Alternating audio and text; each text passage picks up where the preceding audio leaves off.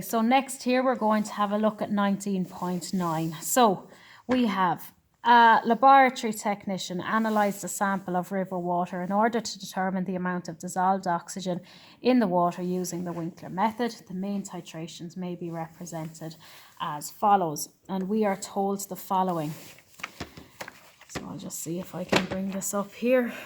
Okay, so I'm told the volume of water taken was 150 centimetres cubed. The liberated iodine required 21.7 centimetres cubed of 0.01 molar sodium thiosulfate solution. Again, calculate the amount of dissolved water in ppm. So again here I'm going to just, my ratio of O2 is to S2O32 minus. Okay, and again, if you're not sure on those ratios, please do have a look at my ratio video. And my ratio is 1:4. And I'm just going to put in here what I have. So this time I have 150 centimetres cubed of my water requiring 21.7 centimetres cubed of 0.01 molar sodium thiosulfate. Okay, so 0.01 molar means moles per litre, which is in 1,000 centimetres cubed. In this question, I only have 21.7, so I multiply by what I know and I divide by the bit left over. And that gives me an answer of 2.17 by 10 to the minus 4 moles. And that is my moles of S2O32 minus, so I need to set up my ratio with oxygen, 1:4.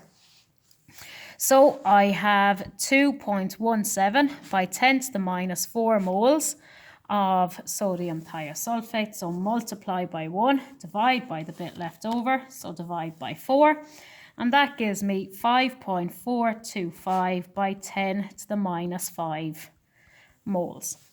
Okay, so that's 5.425 by 10 to the minus 5 moles of oxygen. And in this experiment, I used 150 centimetres cubed.